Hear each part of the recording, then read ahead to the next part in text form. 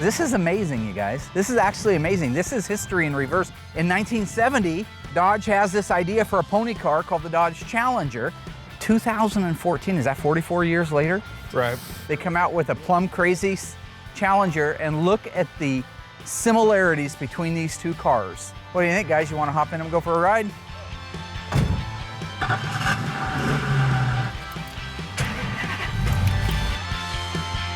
Dude, are you crazy? Back up and tell the story. On this special episode of Graveyard Cars, the Ghouls completely restore the 1970 Dodge Challenger RT 440 6-pack in Plum Crazy, taking it from rusted out to resurrected, revealing never-before-seen footage of the paint, engine build, and assembly. And we reveal the painstaking details that make original equipment restorations worth every penny to collectors. Coming up on this episode of Graveyard Cars. When the six-pack Challenger showed up, it had sat for a long time, like many of the cars that we have here had done previously. I think that it had sat since like 78 or 79, so that's a long time. That's 25, 30 years. So it was in dire straits. You know, the six-pack Challenger is very similar in its appearance to our sunroof Challenger that we did last season. In the case of this Challenger, it was rusty. It had a lot of rust to it. And so the only way to really cure the rust is to submerge it. So on that car, that was kind of an absolute gotta do it that way. Let's get it dipped. But in the end, it is a really, really clean job, and it is necessary for a rusty car. The importance of pre-fitting panels before you even start doing your first weld cannot be understated. The duplication of the spot welds, I don't know on an everyday driver car if it's important to have the exact spacing, the exact depth, the exact appearance. I think it's important to spot weld. The factory spot welded for a reason. So we do it because Chrysler did it. We try to emulate it the way Chrysler did it, but not everyone has to be perfect. Looks good, guys. Nice work. Really nice. Thank you. Once you get a car back from the dipper or the media blaster, it's bare metal. It's raw, bare metal. So our protocol is as soon as that car comes back from the dipper and it's vulnerable in that state and it's bare metal, we immediately epoxy it. The epoxy it will put on a impervious barrier so that the moisture can't get in from the outside, and it also can't soak up from the inside out. Moving into the new building created a bit of a roadblock for us. Once we got in here and were able to get back to work again, the pre-paint work had been done on our Challenger, but the final paint I really wanted Will to do. I wanted him to do it in the new booth. Will Scott, he's back as my painter. When he came to work for me, he was fresh out of high school, just a babe in the woods, right? He came to me, I taught him how to do collision repair paint work, and he was phenomenal at it. I mean, you had a small hand in it. No, I had the hand in it. Not the hand, you had a small hand in it. I had the nice toes. Nice ears. Nice toes. Nose. What Look are at that. those Look things? At that. Look at that. They're That's like thin. there's like 5 Twinkies on the end of each foot. You're fat. Look at me. you. You big stretch mark. Oh. You know, Will's been doing a really good job. I'm proud of him. It takes a lot to kind of relearn where you started, like he started with the collision work, and be able to slow down and pay attention to what I'm saying. He's grown up a lot too since he was here. While normally I just beat the employees down, I gotta say when an employee's good, he's good. Okay, I wanna block this hood out, so I wanna flip this over so we can block the other side and down. Okay. So I wanna work with you on this, it's very important. You see, that's when did we do it, on the 12th? Yep. 312. So I think I'm gonna go 220 and 320.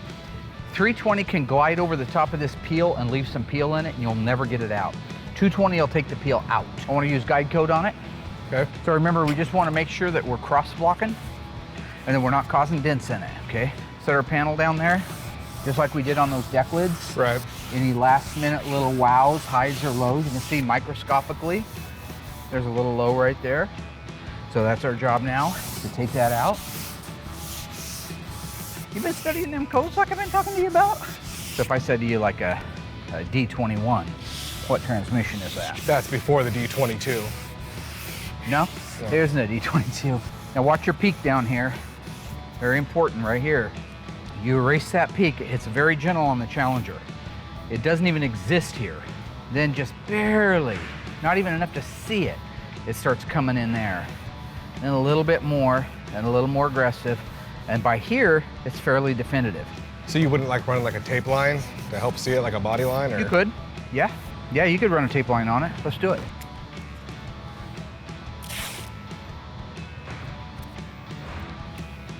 So now you can't screw up that edge at all then. No, you're pretty protected at that point. You hit that tape and it'll just jump over the top of it, still leave that defined line. Okay. Again, 220 is not very aggressive, but it will take those orange peels out. We've got a bow in the hood, so we want to bow it. Come back and comb it. See, we got a nice line there right down the middle of the hood. Should come down evenly between these two letters because this is the center of the hood right here where the D goes. So does it matter that you're hitting that edge over This one right in here. You got to be a right little here careful. when you're going this way and hitting it there? But look at it, it's barely cutting, so I'm pretty cautious of it. Willie's been doing a good job. He's been learning quick. This is his first exterior body panel that he's going to be painting. It's a little bit like Mr. Miyagi and Daniel-san, huh? You're like Daniel-san, and I'm like Well, Mr. I kind Miyagi. of figured as much. Why are you trying to cut this peak down? Well, no, I Does stopped. that peak I offend stopped. you? Well, no, it doesn't offend me. I stopped short. Are you upset by it? You hate that peak? No, that's why I stopped. And then did I go over it? Yeah, it looked like you were starting I to comb didn't. over it just a little bit. No, and so, I mean, if the peak bothers you, we can get hold of Walter Chrysler and. Peak doesn't bother me. Oh, you hate that peak? Yeah. You want me to get a hammer and you Look can where beat the it's- living tar out of that peak? It's right there. You hate the peak. I stopped. First thing you got to do is admit you got a problem. You hate that peak. Well, then why did we take the tape off? Because you're nowhere near the peak. Well, apparently, But the you go feet. over there. You, The feet? no, I'm just saying, if you hate the peak, you hate the peak. It's okay, but just I'm gonna vote to keep the peak there. So if you could just kind And I of stay on agree. this half of it right here. Right. And like I said, that's why I stopped short. Lower your voice. Don't get crazy. Everything's working out fine. Remember the arc. Remember the arc. You're doing an awesome job. I just want to remember the arc and not kill the peak. There's no peak up here. Remember we talked about that? No, it does flatten out up here. Right. But let's not put one in it. Oh, I agree. Okay. So I was setting the block up here. Then I was going to bend it a little bit, right? Arc it, sure. He's young, he's a good painter, but confidence is something that you earn and you learn and you train yourself to say, I can do that. And so to give him a six-figure car that needs to be perfect, like all of our cars do, but yet the pre-paint work was done, this was his chance to really shine. And that's why I wanted it done here. I wanted it in the new booth so it was spotless, and I wanted Will behind that gun, gaining that confidence that he's gonna need for the next 100 cars that go through Graveyard Cars.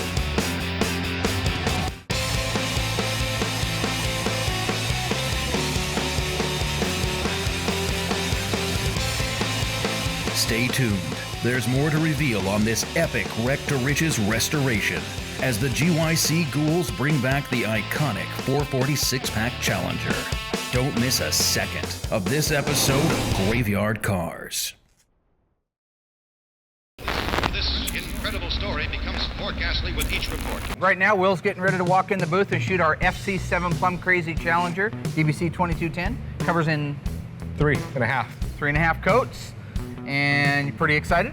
Extremely excited. Yeah. First car I've been able to paint since I've been back, and we'll see how it comes out. Nervous? Nope. Just saying. Little bit. I would be. Why? Yeah. Well. Well, I've seen yours, and I know I can do better than that. Oh! So, Oh, well, I can't wait to see this then. good. Well, good. Best of luck to you on that. Thank you. Good. What he's getting at is, I had a couple of faux pas on my 70 Charge. Two? Once again, I had a couple of faux pas on my 70 couple's Charger two. paint. Yeah, it was two. It was Oh. two little bitty mishaps because my carpal tunnel locked up on me, the paint gun was new, and you were watching me, making me nervous. Anyway, it doesn't matter how many times you've been around the track. It's getting across the finish line that counts. And I'm across the finish line. I'll just be across You the finish are at the line beginning quicker. of the finish Right. line, and I wish you the best of luck. Thank you. I wish I know luck. you mean that. Now, you know, one of the things that you're going to want to do is cover the car with paint. Right. Go get him, Tiger. Go Thank get you. Remember, You're not going to be doing that, are you? nah, I'm just going to watch. Okay. Okay.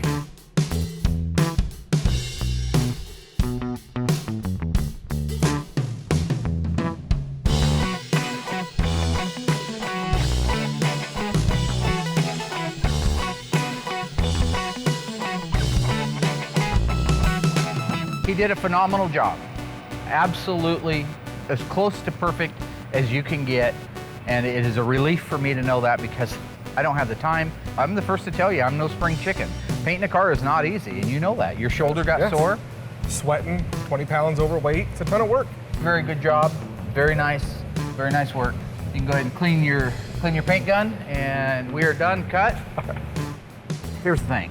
It is a nice job. He did a phenomenal job. I mean, I've never had a painter other than myself lay it out that nicely before. He was kind of like saying, oh, I did the best job ever, you know, and... Are we still rolling, Mark? I thought you said cut. No, no, we're cut. I don't know why they're... What's going on? You guys don't even follow instructions? Oh, you said we're cut. No, I was turned talking around, to I Nick looked out, about and we're you were, going like, camping talking. this weekend. I don't know. You're It going must be camping? behind the scenes stuff. Oh, it is? Good work, bud. Nice job. Thanks. Awesome. Let's get that Charger out. We'll start wet sanding on it, Haas. Oh, I got to wet sand the parts first. Well, we're going to do it, huh? I got to get the parts finished, get the purple. Okay. Yeah. You did a good job, man. Hey.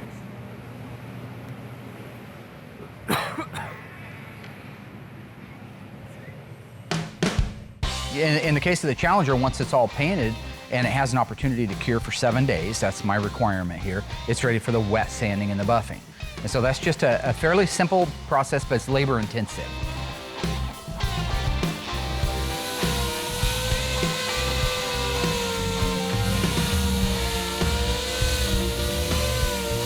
Sneak up on me like that? You have to do a wet sand and buff. I know Mark will come out and say, hey, the paint job was perfect that he just did, but there's still orange peel, there's still little dirt nibs that that's an absolute must to get these cars looking show quality. Factory didn't do any buffing. There's a mass-produced, spray it and be done situation. And they're still doing it today.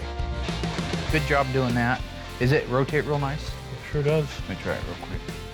Oh yeah, look at that, sweet. Okay. Now we're at the fun part where we actually get to build out the 446 pack numbers matching engine for our Challenger RT. That's part of the job. And then we can put the timing cover on, then we can turn it upside down, we can put the fuel pump on it and the oil pan. Okay. So, Mike's doing a great job at Graveyard Carz, excellent addition. He's got all the pieces and the parts, nuts, bolts, and hardware cleaned, wire wheeled, and ready to go on the engine. So we can proceed with the final assembly. Move it down a little bit there, okay. Oh God, that was a clean. Yep, that was, just hand me a hammer. You'll just shove it in there with a hammer. Just try to, yeah, just do your best to support it all the way through here. Perfect. Like, yay. Okay. Okay, here's our zero mark. So we want to put that on the crankshaft, right there. And that leaves this dot lined up. So we know we're okay to go in. All we got to do is probably draw that cam out a little bit. Yep, it's a little bit much here. Okay. It's really. There it is, okay. The paint code FY1 represents the yellow in 1970 on the Dodge and Plymouth cars. On the Dodge model, what is its official name? Is it Lemon Twist Yellow, Top Banana Yellow, or Banana Nana Fofana Fee Fi Momana Banana Yellow? The answer coming up after the break. This station will remain on the air day and night. So what did Dodge refer to the FY1 color as? The answer, Top Banana Yellow. Lemon Twist was the Plymouth version of the same color, but they called it Lemon Twist. Banana Nana Fofana Fee Fi Momana Banana was a song called The Name Game. Surprised you didn't know that. The unburied dead are coming back to life.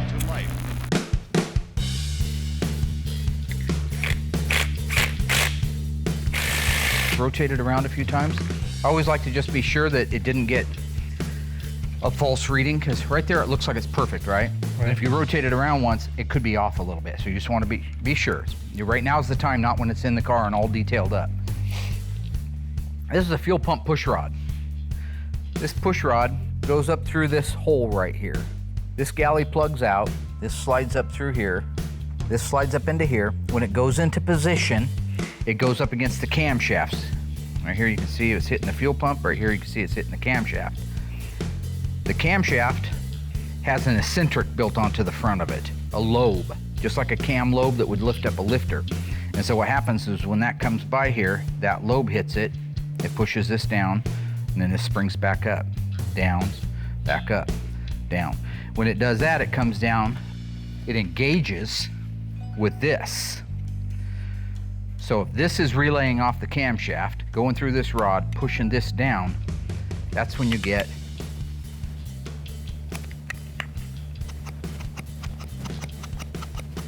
hear that? I'm manually operating that arm. So now, if this was in the car, this engine would be setting level, right? Right. Think about when it sets level, the gravity. That thing's gonna wanna drop down. Yeah. And somehow, when you're in the car, you gotta get this up underneath that arm. That's what people don't do. They just stick it in and it doesn't go in the right place, then you got big troubles. So this is why this is just a nice time to do it. If it was a Hemi, you can't because it doesn't get painted with the engine. But being a 440, it gets painted with the engine. Perfect. So,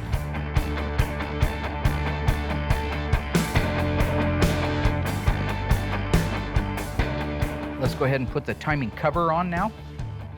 Have you replaced the front seal in it yet? No. Not yet? Okay. That's all right. That's okay, Mickey. You're doing a good job, buddy. I'm training you well. One day when you're doing this and you're just flying through it and everybody says, oh, you're the man, try not to forget who taught you, okay? I'll give it a whirl. Yeah, I'm sure you will. The 446 pack engine, for me, to own one and to drive one and actually factory performance, I'd take it over the Hemi. In the world of Mopar, 446 pack is only trumped by one other magic word, and that's Hemi. Why don't you start working on putting the head gasket on? Okay. Show you what's got to go down there. You've never worked on one of these OEM ones like this, so want to make sure certain holes are lined up, certain ones aren't. Most of the time you can't screw it up. I always like to be sure. Your hand will pull lint off when a rag won't. So it's nice just to make that trip. I already cleaned this with brake clean and a pig wipe. Okay. So if we lay that up there where we believe it goes, we've got our centering dowels here. We've got a water jacket, looks like it goes into that nicely. Goes into that water jacket nicely, and that one. Remember the 400 we just did? Mm-hmm. Only had one back here. Here's our oil lifter hole. Remember, that's a very important little component there that we like. Okay, Yep. So that's ready to take a head on. Okay. The heads are the same left to right, so you want to turn it over. Make sure the mating surface is nice. Get you a pig wipe and some brake clean, and go over that real quick, please.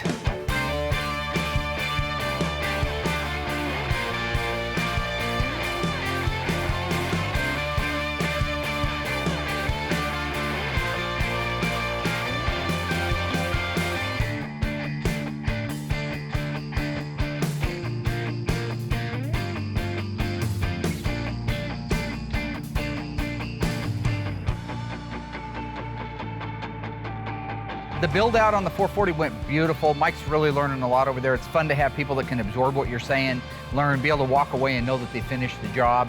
Really, that's what brings us so fast into the paint booth with the engine, is that I'm getting good help, we're getting good production, we're getting organized around here.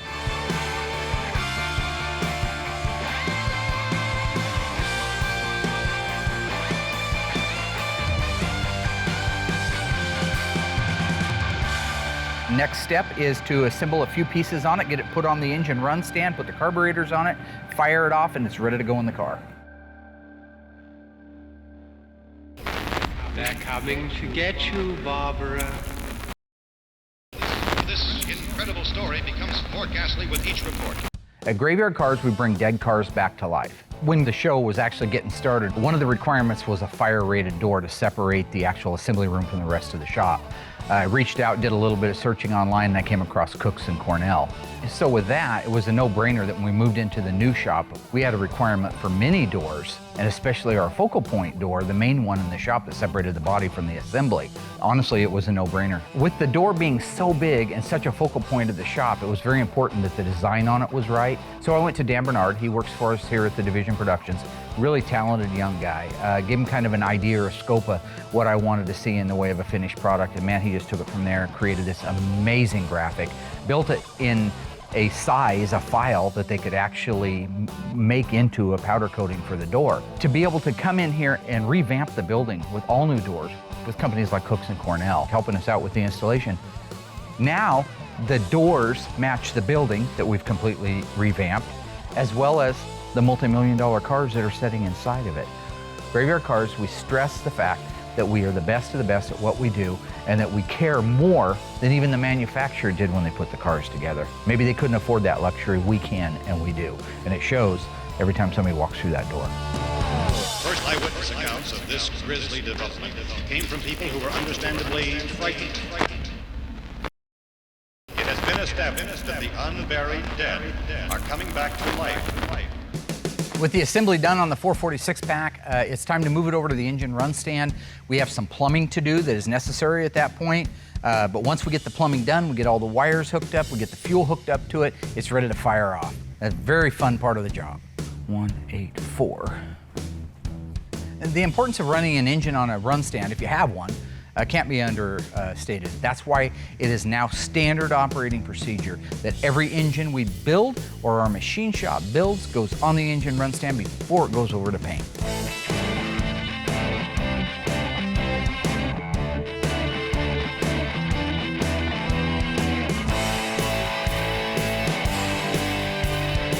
You ready? Damn that mother humper off.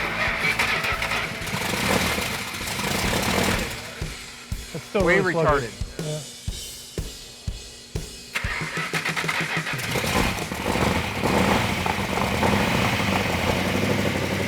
The 446 back engine fired right up, had a little bit of playing around with the distributor and the timing, but overall it fired up and ran really good, really strong. It's gonna fly down the road.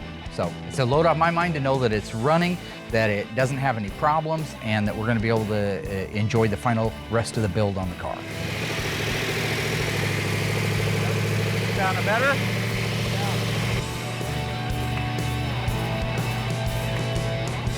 I'm considerably relieved that we didn't have any kind of internal problems. You always run the risk. You've just had an engine completely apart, which has hundreds of parts in it. You have rod bearings, main bearings, cam journals, all have to be mic'd, all have to be plastic gauged. These are within thousandths of an inch. I mean, your eye can't even see it. With all the assembly built out and the engine running good on the engine run stand, the detail work done, we are now ready to install the 446 pack with the K-member and suspension in the front of the car and the big 354 Dana in the back of the car.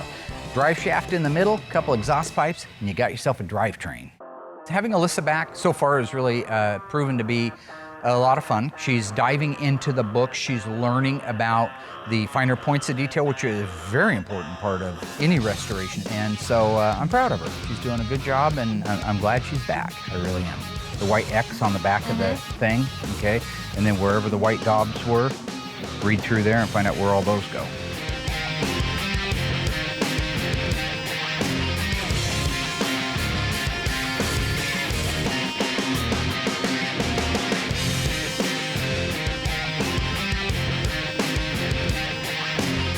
Nice and solid. Don't let it move. Getting pretty good there, youngin'. Yeah. That's awesome. Fruit of my loin. Nope. Seed of my... Nope. Daughter. My daughter. Alyssa did a great job on the markings. She's really coming along. She cut her teeth on the Dodge Charger, but on this Challenger, I didn't have to guide her. She knew what she was doing. She went right in, she went to the book, she got the stamps out, she got the colors out, put her little funny gloves on, and bam, she went off to work. It looks right. I double checked it for correctness. Phenomenal job. And look at there, now we got a rear end in a car. Nice, okay. See what it's, okay, now go ahead and put the nut and the lock nut on there. With the paint markings now done correctly on the transmission and the rear axle for our Challenger, it's time to install them in the car. Probably close to get started. There are more. Yeah. Ready? Keep coming, looking good, Rollo. Looking better good to me. Beautiful, look at that.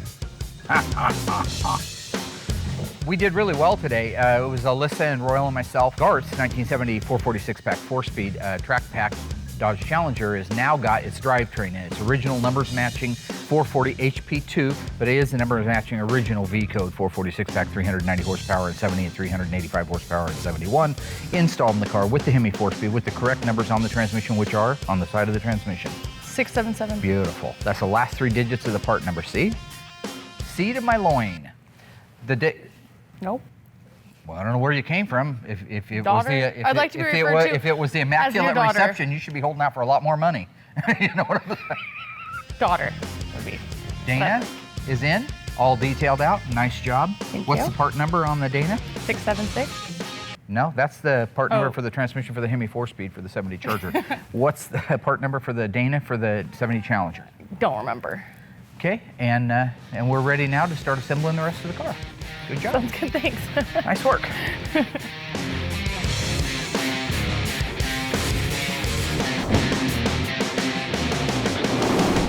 true or false? The 1970 Plymouth Cuda, the performance model, the 1970 Dodge Challenger RT performance model, both came standard with a blacked out rear body panel. The answer coming up after the break. Because of the obvious threat to untold numbers of citizens, this station will remain on the air day and night. So true or false? Did the 70 Cuda and Challenger RT come standard with the blacked out rear body panel? The answer is false. However, the Cuda was required to have a rear body panel blackout on it in most cases. The Challenger did not. This incredible story becomes more ghastly with each report. Now that we have the drivetrain installed in our Challenger, everything's buttoned up underneath, it's time for the final assembly. So we're talking about doing all the rest of the seats, the ornamentation, the underhood plumbing. This car will shortly be ready to head over to the alignment shop.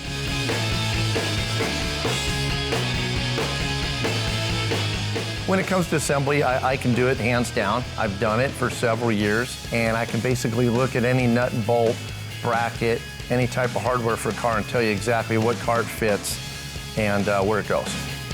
Well, Larry's getting ready to do the vinyl top, so it's a great opportunity for me to get upstairs and get through the parts department, find some parts that I need for the car. Any downtime, it's useful to find parts and get all my nuts and bolts and everything ready for my next project on the car. Then after that, I guess Royal and Mark are going to install the accurate exhaust system in the car. So looking forward to seeing that. Before Royal and I jump on the final assembly of some of the pieces for the Challenger, such as our accurate exhaust, I'm going to get Dave over and have him help me install the fuel tank. This is kind of a two-guy job because you have to guide the fuel filler in at the same time. The cool thing is once that's done, we can install the actual flip-top gas cap, the iconic, not on every RT, flip-top gas cap. One of my favorite parts of all these cars.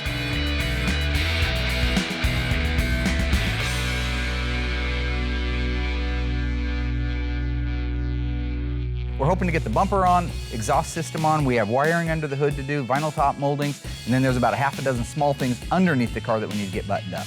But that car's moving along really fast. We're doing awesome on it. Beautiful, look at this. Here's the thing putting vinyl top moldings on. Body men don't always take the time to look out for the guy that's got to assemble the car later. And so inside there, where the clip goes, there's a stud on the clip, and then it has to have a nut put onto it. That's what retains it in place. There's welding slag where the quarter meets the roof on this one, and that welding slag is in the way of him being able to start the actual nut on there. So he's either going to try to knock that welding slag off there or going to have to grind it off of there so he can get a footprint for that nut to go in place.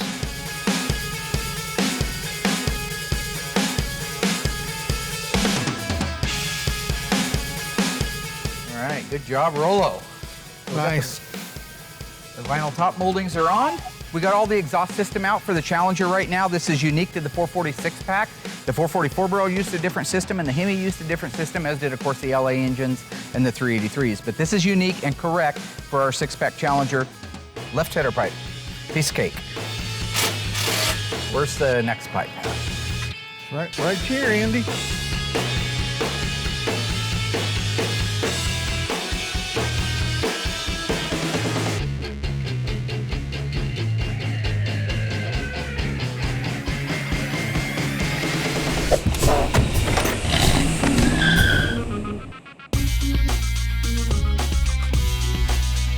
On the steering column on our 70 446-pack 4-speed Challenger in Plum Crazy Purple was basically we had a really good steering column for a 70 RT Challenger. It was just set up for a manual steering box, and our 6-pack car had a power steering box, so it needed a shorter shaft.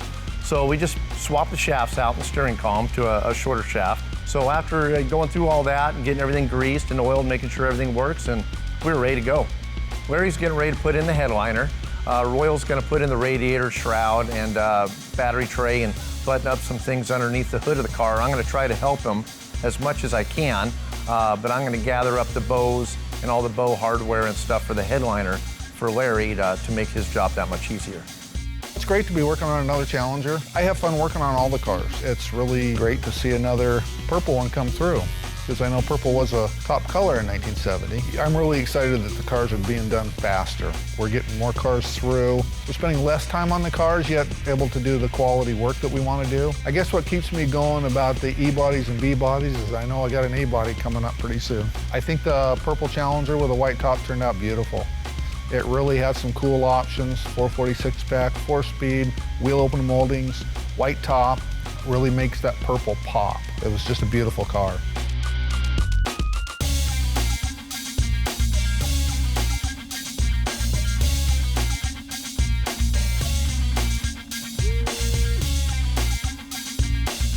The headliner looks fantastic. Larry does great work. It's a workout. I have to hand it to him. That's one thing. I've done headliners. I don't like to do them. Larry makes it look easy. It's great to have him around. Now that we have the drivetrain installed in our Challenger, everything's buttoned up underneath, it's time for the final assembly. So we're talking about doing all the rest of the seats, the ornamentation, the underhood plumbing. This car will shortly be ready to head over to the alignment shop.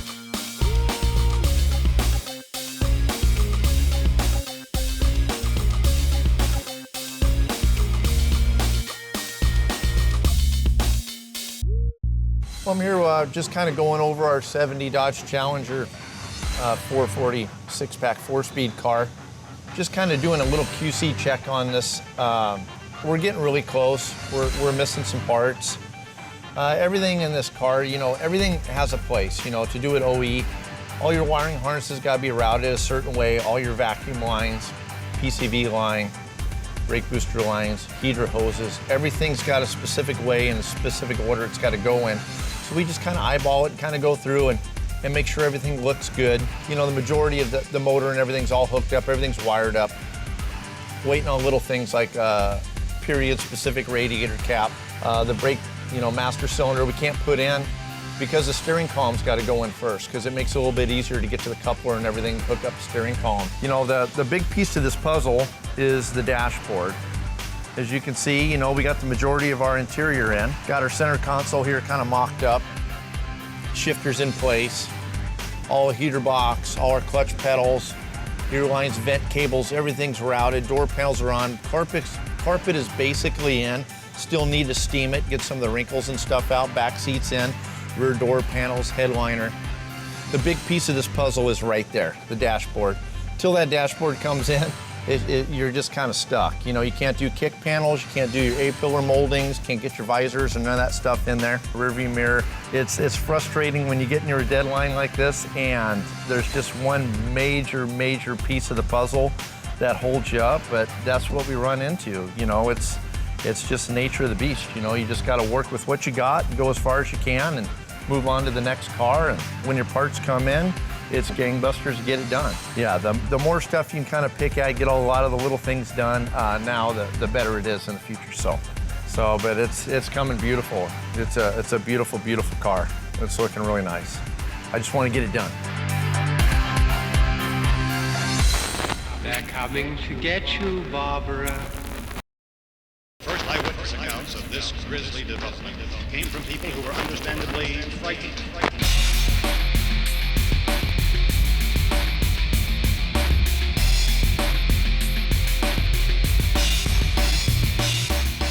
Well, I'm so glad this dash is finally here, Mike. Last piece we were waiting on. Yeah, still a bunch more pieces to go in, but this is definitely the piece of the puzzle we needed. Finally got our dash back from Instrument Specialties. Did a fantastic job rebuilding the dash. It looks awesome. Once we get our heater cables on the new dash, we can put it in our 70 Challenger RT 446 pack Plum Crazy Purple car.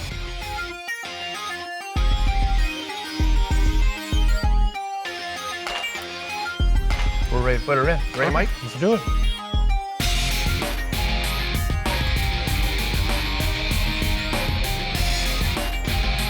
Okay, thanks to Mike, we got our dash finally bolted in place. We just got to do a couple more bolts on it and get our cables hooked up and all our wiring. Now that the dash is installed, I can get everything buttoned up, all the A-pillar moldings, sun visors and all that, get the windshield installed, get all the windshield trim on, and we're down the road. This baby's almost done. Now it's a matter of just a day's worth of work and we'll be done with this car.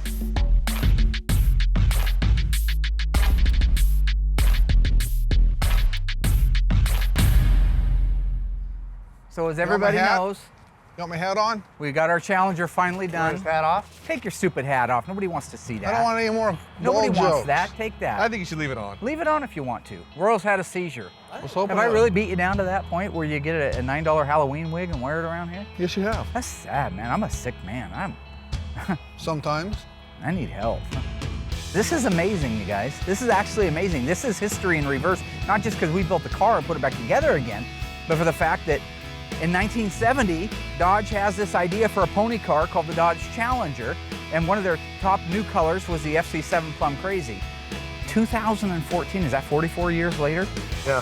They come out with a Plum Crazy Challenger, and look at the similarities between these two cars. Colors are really close.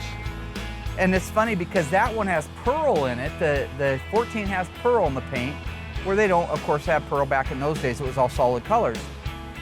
But yet, this one flops harder than that one does. Quality of the paintwork on this one, far superior than that one. Well, I wouldn't get crazy on it. I mean, you know, this one's been cut and buffed. Who can cut and buff Well, that? I know what you're doing, and I don't like it.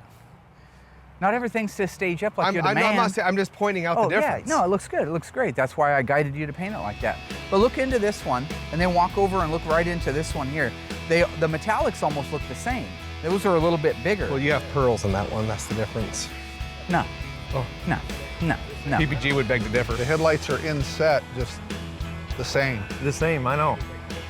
I just can't get over how much bigger the new one is. Looks like Will painted this. What's that? Looked like you might have painted this, the two-tone. Was that a factory option on 2014? No, it wasn't, but I'm sure you were on the assembly line working on it. Skinnier, it's a little bit narrower. It's taller, but that has more ground clearance. Yeah. Watch that backup light. That's the coolest thing in the world right there.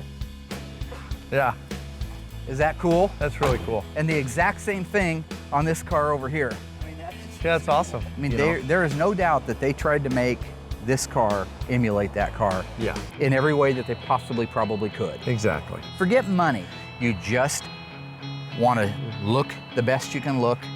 You want to drive a car that's the funnest to drive. Which of those two cars do you put the key in the ignition and drive out of here in? Only one. The other one doesn't take a Mine key, would it's be the push old button one. start. Well, it still has a key fob. Don't get lost. You think in you're the missing the background. point. Which one would you pick? I do the old one. I put Hands the down. wheels off this one onto that one and pick the old one. And that based on looks? Oh, looks, sound, performance, everything else. Just Yeah. old school. I'm all for the old school. When you I let- love the new car. When you but sink your foot into that accelerator, it is a different feel. But if you stomp that one, this one will not set you in the seat. That one will set you in the seat. I had one of the camera boys, he's kind of deformed now because he was hunched down in the seat so the camera guys wouldn't see him. And I stomped it and I snapped his neck. Really? Which camera guy was it? Remember that dude I tore up his muffin? Get your muffin, mother. How do you like that? That's my muffin. That's my muffin. She just killed my. That was my muffin. Because I had a mistake with the other guy. I know which one that Killed is. his muffin, I yeah. killed his muffin. Killed my muffin. Well, I thought he hid my coffee, you know. We'll think about that later. What do you think, guys? You want to hop in and go for a ride?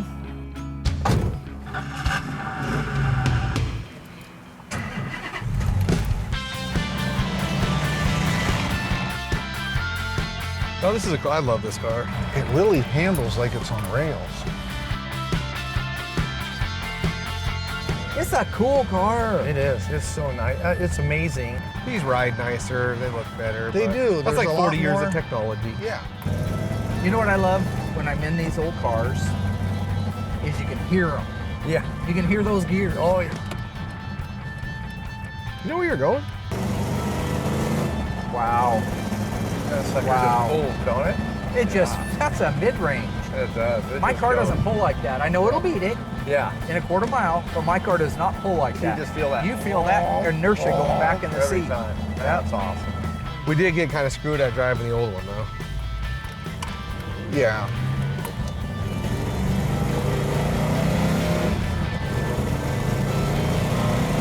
This thing's badass, isn't it? Oh, I love this car. That feels good. There's no way that we're not giving it doesn't back. feel good. The other one, you got to move the steering wheel a half a turn for it to turn. I don't want to give it back. Numbers matching 70 Challenger God. RT 446 pack 4-speed through 4 Dana, white vinyl top, plum crazy, no stripe, console shift, numbers up the crap shack, broadcast sheet, all there, fender tag. It's just everything's right. One of the coolest things about these cars is they're so close to matching the old ones. Yeah. Hey, handles great. It holds the road. Oh yeah. For old bias ply tires. Yeah. Might as well be Mapops. Oh, I know, exactly. I used to drive around on Mapops all the time. Yeah, no low profile fancy jobbers here, weird man. rubber You can feel band this thing tires. lean. Yeah. The colors really are really darn close, except for the pearl at this. They're close, but they're still a mile off. Dave, you did a great job. I just gave you the tools to do it with, but you did the job. Will did a great job painting It's a group effort. It was. Crew. We got the best crew. You got Mike out there building the engine. You got Will painting them. You're putting them together, and I'm torturing y'all while it's going on. That's what we do at GYC. We take dead cars that nobody cares about. Yep. Don't act like you care because you didn't care. Yep. And we bring them back to life.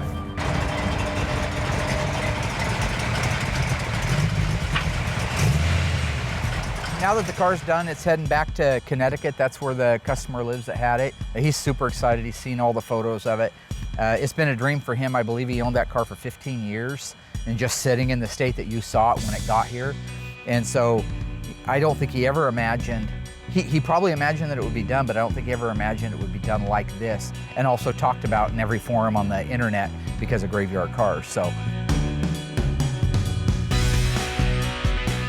Beautiful. It's a beautiful car. Yeah, amazing. Everything lines up. I mean, we drove it over the railroad tracks. It's just nice and quiet, no bangs, no shakes, no nothing. I mean, you would never think that car was, what, 45 years old? Yeah. Okay, I'm just using my hands. I like to talk with my hands. Yeah, I was showing that as a Why whole. have you eaten your fingernails all the way up to the knuckle? That's bizarre.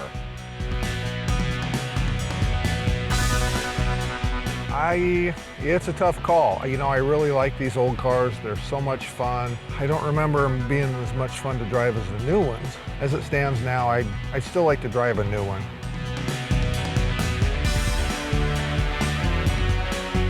I'd definitely pick the old one over the new one. I'm more old school. I love the new Challenger. I love how it looks like the 70 Challenger, but I would take the old one over any day over the new one. Just for the feel, the sound, that's just what I'm used to.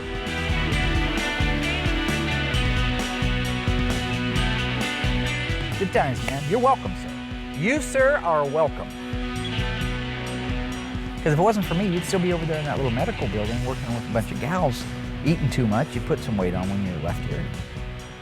So, just saying, maybe a modicum of credit wouldn't be out of line. I said thank you. And you're welcome. Okay. This thing here with a six-pack, I'd have never dreamed of driving a car like that, you know, back in the day. I mean, you just seen them, but it's not something that you would just jump in and drive. And to get the opportunity to drive, it was awesome. It was a beautiful car.